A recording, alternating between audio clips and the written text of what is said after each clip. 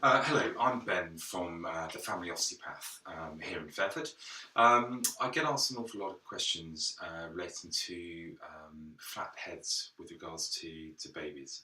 The medical term for it's got a frightening term called plagiocephally, but really what it means is that the baby's head, often on the back or on one side or another, is getting quite squashed and isn't developing into that nice, full, rounded shape that we all know and want for our children.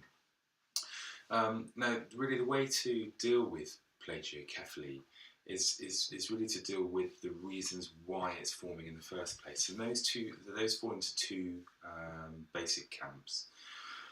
The first reason is that the bones of the baby's skull are formed in part from membrane material, and other parts are made from a cartilage material. But basically what that means is that it's soft tissue, and that soft tissue can be traumatized, deformed, twisted, compressed, all sorts of different forces working on it as the baby's come through the birth canal, or even whilst the baby is inside the mum, sort of growing, if it's twisted in the wrong way.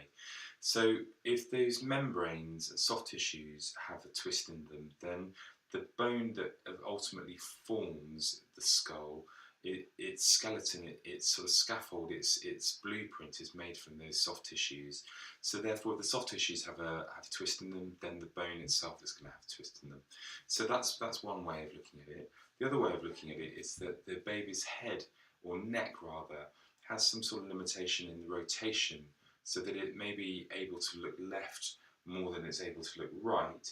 And you'll notice that sometimes, particularly if you're feeding the baby, that it will be more comfortable feeding from the right side of the mum more than the left, or vice versa.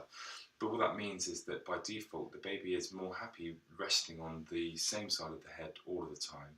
And then just because of the weight of the baby's head, again on those soft tissues, and the gravity pulling down all the time, is just enough to squish the bones so that they have no choice other than to form in a flat way. So both those issues need to be resolved, or identified first which one there is, or whether it's a combination of those things, and then resolved in order that the baby's head then has the best possible possibility of forming correctly. And that happens by using cranial osteopathy to work out those membranous strains and the strains that might be causing the upper neck to be tight, and then just really guiding the child and the parents into how to avoid any more pressure on that side of the head, and just to guide them over the months ahead in terms of letting that skull come to its natural sort of beautiful round shape. And so it's very easy to resolve. It just needs resolving at the start, rather than letting it go to very extreme cases, which can often be more problematic and take a long time to resolve further down the line. Okay, I hope that helps. Any other questions you have, then give me a call, and we'll go from there. Okay, bye-bye. Good luck with it all. Bye.